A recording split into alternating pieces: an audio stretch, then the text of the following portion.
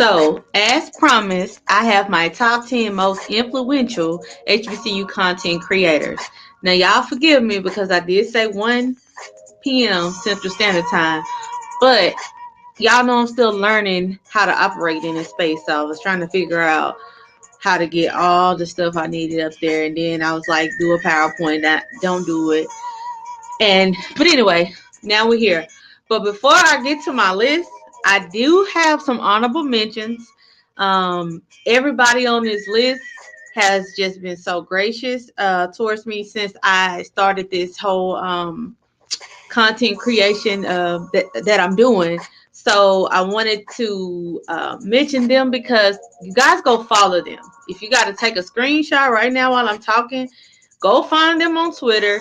Go find them on YouTube, Instagram, everything like that. Um, can't say enough about First Letter. His show is Put It On Some. He invited me on early this week or last week. Very smart brother. Been in this industry for a long time. He's the I love. I appreciate you, brother. And then Jeff Lightsey. Oh man, I've actually found him because he was interviewing one of Grambling players, and of course, I'm an alumni of Grambling State University, and so man, it seemed like before a kid can even commit, Jeff already got an interview lined up. So, he's definitely worth mentioning as an influential HBCU content creator. Then you have the Tiger Talk with 1400 Club, which is Zoe and Ken. Now, in all fairness, I wanted them to be in the top 10 along with the pregame show. But when I said HBCU content creators, I wanted to be fair because they only cover mostly Jackson State. So I didn't really feel like it fit into what I was trying to do with this particular list. Now, if we're talking about a list top 10 where we're talking about just school specific content, then that's the case. In that case, then of course they would have to be on that list. And then Swacking a Fool. That's George and J Max. They actually haven't been doing this for a long time, but they have like 96,000 views already. And I think like, let me see, where they at? Like less than 100. I think it was 62 videos.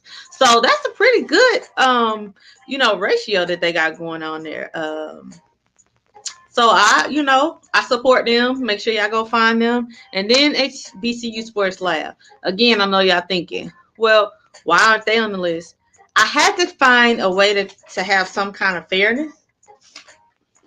So what I consider to be most influential is if you have at least 100,000 views on YouTube, you cover all the sports and the availability of your content. Now, what do I mean by that? Are you just on YouTube? Are you just on Facebook? Or are you on all social media platforms? So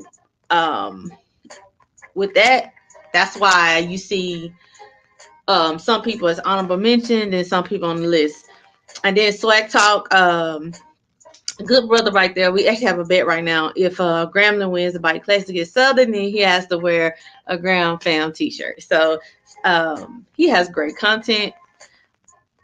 I like watching his shows. And then ONG Strike Zone, that's another school-specific show, and that's for FAMU. Man, y'all go check them out. Anytime they on and they talking, they are all about just elevating to the highest level and trying to think of ways that they can help their school. And that's why those are some good brothers over there. That's not the only reason why I watch them, but even though they only talk about FAMU stuff. I mean, good ideas are good ideas, and they definitely have a lot of them. All right. With that being said, make sure you hit that like button. Make sure you subscribe, and we're gonna get into this list. All right. Number 10. Now, I'm gonna tell y'all this list was kind of hard because I had to put my personal bias aside. Well, I didn't say bias, but I had to put my personal opinions aside and kind of look at it from and take a more data-driven perspective in regards to what is considered most influential. So number 10, my favorite, well, one of my favorites, Coach Simmons. I mean, and he has over 414,000 views. What I like about Coach Simmons is he's straight to the point, and in every video that he has, if he identifies a problem, he also identifies a solution. I think one of my favorite videos he did was for Mississippi Valley State, where he talked about that the school used to have over 5,000 kids, and just some of the systemic things that have happened to cause the problems that we see Mississippi Valley State dealing with today. Because I think there was a huge deal being made about the fact that they need some of their facilities upgraded.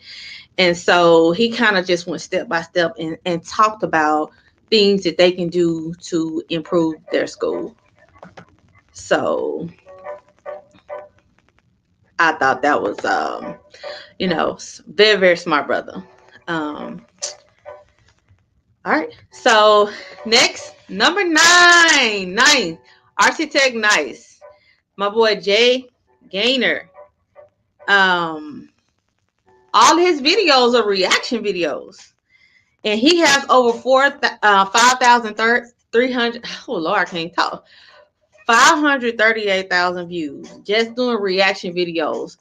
If anybody commits to the SWAC, or to HBCU, he's gonna do a reaction video, a live reaction video, and it's very fun and very entertaining. One thing he did that was super dope is that he did a video like he was trying to get a offer from Grambling, and he did it for Jackson State too. Boy, that boy said he was tired, and he said, because he a little out of shape, so he was like, man. But he really does provide a great space for the talent that wants to come to the SWAC and the talent that's in the SWAC to be able to show what they have. And I appreciate how fast he is. Like sometimes I tag him on Twitter and be like, did you see this? And he be like, girl, I already got the video. And I'm like, okay, well, I can deal with that. So yes, number 9, Architect Nice TV. Find him, subscribe, like, and y'all see, just like with, let me go back. With Coach Simmons, well, he don't have how many subscribers that he has to his page, but if you'll notice, he has 535 videos. And then Architect Nice, he got 2.1K subscribers and 694 videos. All right, so he's number 9. Moving on, Blue. Blue has over 506,000 views. What I love about Blue is that he is very objective. No, he did not graduate from a SWAC school. But I think that's sometimes a good thing because you have a perspective beyond your own personal favoritism and your own personal bias that you may have. Anytime he puts out a list, it's always great content. And he's willing to defend what he says, and he stands by that. And he also covers FCS beyond just HBCUs. He covers FCS stuff as well. But man, I don't even think this man sleep. I mean, he studied cranking out content, following what's going on with our schools, and some people may disagree with this, and that's okay. But I'm gonna say it like this: if Blue wasn't influential, it wouldn't have been a big deal about the list that he put out, and everybody was throwing a fit. So you can look at that one or two ways. I considered it showing the strength of his influence. And also, I think in his FCS All-American list, it was a player from Southern on there, and the school actually shouted him out. So I think Blue has definitely stamped his place in this HBCU space. And that's so make sure y'all go find him, Twitter, Instagram, and subscribe to his channel. 733 views, 3.54K subscribers. So, all right, next, Swag Buzz. Now, I'm gonna tell y'all something. What he told me. He said, I got 600, over 600 some thousand views. He said, but it's about the time frame for which he quickly garnered all those views. And if you look at it, he only got 141 videos. That's crazy. That many views. And you have people with hundreds and hundreds and hundreds of more videos and they got less. So it's just something to think about. What I love about Swag Buzz, the way you got his show set up, you can call in, you got the chat going. No matter, people call in and try to get him off his square, but this brother is smart. He always bounce back he always come back with a response. To me, very respectable. I like the way how he have his graphics and stuff set up. Every time of course I'm subscribed, so every time I watch the show, I always come away with some great ideas, and sometimes it's good to see others' perspectives, because like I said, I'm a Graham fan, so sometimes we HBCUs period can be a little biased when it comes to our own school. I want to say Swag Buzz is the I love. Y'all don't quote me on that, but I think he did go to Jackson State. All right. Number 6, Scotty. Okay. Now, some of y'all may not like this, but like I said, when it came to most influential, I had to make a data-driven decision. And quite honestly, he has over 1.7 million views. So somebody is watching his videos, and he got 666. Oh Lord. Today I talk about this. That's how many videos he got in there. So I gave him number 6. He's another one that did not go to a SWAC school, and but he has a huge following in the SWAC. Would like to see him do more MEAC, have more MEAC content as well. Heck, I would like to see more MEAC content, period. Because it just seemed like there is such a drought there. And also I see it as an opportunity for somebody to really come in and, take over their space, because nobody is really the go-to when it comes to MEAC content. But Scotty, he kind of, rattles people with his content. I always say you gotta chew the meat and spit out the bones. He's not for everybody, and that's okay. None of these content creators are for everybody. You're not gonna agree with everything that they say. So I think he has his place in this HBCU world. And matter of fact, Scotty, he's the only one that has their own channel on HBCU League Pass Plus. And I ain't gonna get into that because I'm gonna do another show about that and what we need to be doing. But yeah, I give my boy off script number 6. All right, so next, Tomorrow Leader Sports. That is Coach Walker. Now, I gave him number 5, and you say, well, he got less views than Scotty.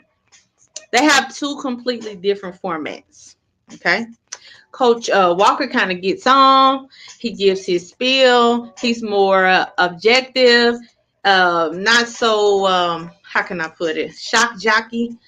And he has some of the best ideas on his show. Went to Morris Brown College, so he's heavily, pushing that and what they're doing as well as, all the other SWAC schools and HBCUs. So he has more diverse content to me on his page. This is one of my favorites as well. I can't lie to you. I can't even lie to you. It's one of my favorites.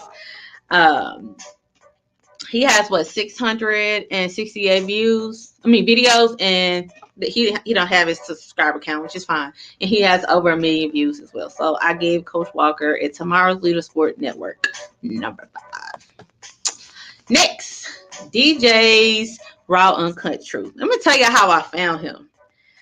We have a 6'5" wide receiver from Long Beach Poly in California that came to the school. And I actually found DJ because he was interviewing his dad, Mr. Derek Bordeaux. And I just been hooked on his content ever since then. One thing about DJ, he is for all HBCUs. Like he don't really get into the drama. He does like Jackson State. I don't think he's not an alumni. I know that for sure. But he covers everybody, and he just wants to be in this space to me to do his part to help elevate the brand. Okay, the HBCU brand. He has what 862 videos, 7.25 subscribers. I mean 7.25K subscribers. So I gave my boy DJ number 4. All right, top 3. Now, this was hard because I'm gonna tell you something. I love some CFL podcasts. Kobe does such a great, and I meant to put his Instagram, his Twitter up there. But Kobe does such a good job, y'all, in with his content. And look at the views, 3.4 million views. So and he only has 395 videos. Right? So some thousand subscribers. Just think about that. The boy is getting views. So you can't really deny him on that. Yeah, my music is YouTube running away on me. So let me back up. Okay, so yeah, what I was saying about Kobe is if you want to follow him on Twitter is COBIORR. He is Jackson State alumni, so he's heavy on the Jackson State, but he don't miss nothing. Listen, the boy be dropping gems. He be having the tea. When stuff go down, he always had a content ready to go. So he has one of those shows to me that you can watch one video and figure out exactly what's going on. All right. And he's not on there for a long time. So, and man, I think 2 weeks ago, him and Ken Clark at from Tiger Talk, they went live. I can't remember when the Nick Saban stuff happened, they went live on YouTube, and he doesn't do that, every week or every day or something like that. But man, when I tell you, that was just, I didn't want him to stop. And they just was going on, just giving good knowledge and putting out good content. So I gave my boy a CFL podcast number 3. Okay. Whew. All right. Number 2. Cut day. Listen, y'all. Listen. The boy got over 7.3 million views. And look at how many videos he got. 308. But look at how many subscribers he got. So whatever he's doing, it's working. Okay? I love his videos where it's the whole game, but he's cut out the pieces. And basically, how can you put it? Kind of sped the game up a little bit so you can see only the important stuff. I don't think he is like Greg. I don't think he went to HBCU either. Not that it matters, but his content has grown so fast. His influence has grown so fast in such a short amount of time. I don't know how. I don't even think we have to debate this. Cut is not really a shock jock type person. He sticks to, the sports, and, it's working for him. So, I couldn't give him number 1. And I'll explain to y'all why. Number 1, HBCU game day. Now, they have 7.5 million views. Almost 2,000 videos, and look how many subscribers they have, 30,000, almost 31,000. Now, the reason why beyond just the views. And of course, you guys, I got all those views from YouTube. I don't know if I explained that. I just want to be clear. But he has the digital the articles that they do, the on-site stuff that they do, beyond just what they do on YouTube, right? They have the complete package, and they've been doing it for over 10 years at HBCU Game Day. Anytime it's a big story, I don't share content from the major newspapers when it comes to HBCU. I always share from HBCU Game Day. I'm always looking them up first to see, what's actually going on. And they're active on social media. When they have time, I don't know. But Mr. Stephen Gaither, he does Twitter Spaces sometimes. He covers the CIAA. He covers the SWAC, the MEAC, GCAC, and the SIAC. So, I mean, and it's not just him. They have a complete team, of course. I'm not saying this Mr. Gaither does it all by himself. But they are a well-oiled machine over there at HBCU Game Day. I mean, I don't think I really need to really go any further. I think that was kind of expected. My top three were tough because, like, I love you all equally, but I think that I was fair in the way that I got them right. So, and y'all make sure y'all go back and follow these guys on social media. Matter of fact, I'm gonna go back through the slides and so y'all can screenshot it, because this is the people money, and it's important that we share content from our own people that are actually in this space. Okay, that's a very important thing, especially how hot HBCUs are right now. But we want to make sure that we keep as much of that in-house and supporting our own people that have been there. And Mr. Gaither will tell you in a minute, I've been out here. So I'm going to go back so y'all can get your screenshots.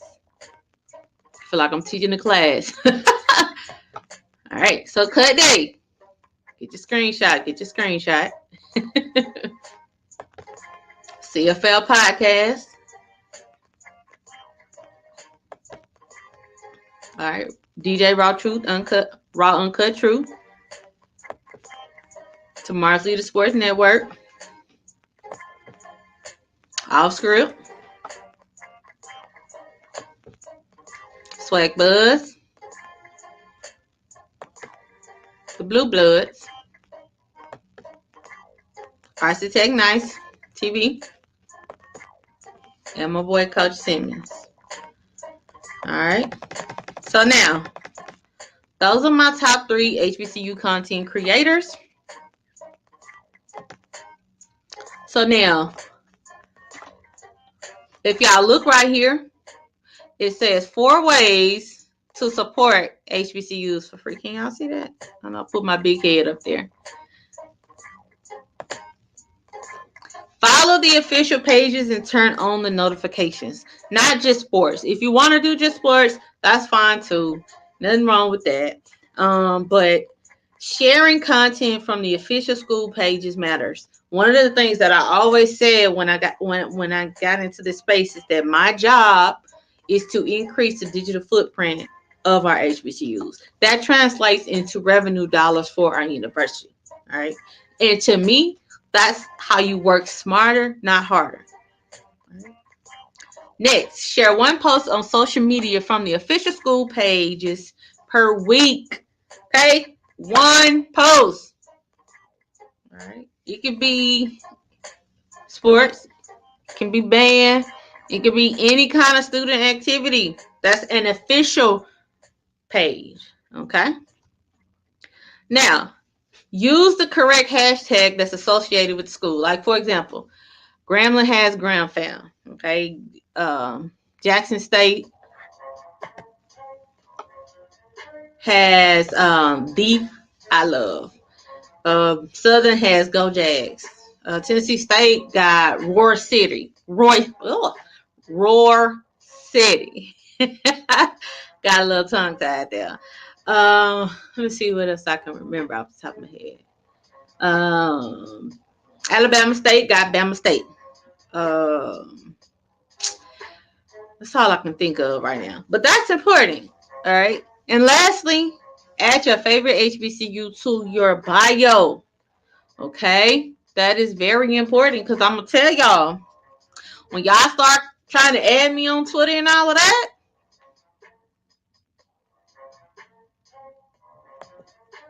I'm going to be looking in your bios to see if you have, if you went to HBCU. I mean, you want me to follow you back? Make sure you have that. Just period. Like, I'm probably not going to follow you if you don't have HBCU in your bio. Simple as that. I mean, I'm just being honest. Call me what you want. Okay. Now, for those of you who are maybe just now learning about HBCU, trying to get into the space, trying to learn the culture, I'm also on Instagram. I need to get my followers up on there too. Y'all spend too much time on Twitter. And Twitter, Yard Talk HBCU. Let me know what you think. We'll continue the conversation on my Twitter page. Because when I get done with this, then I'm headed back to social media. Y'all know how I do. I'm sure I'd have missed something just in this little time that I've been on here. And I just want to tell you, I thank you. I appreciate you guys for spending these few minutes with me. And let's continue to elevate and also be sweet out here in these HBCU streets.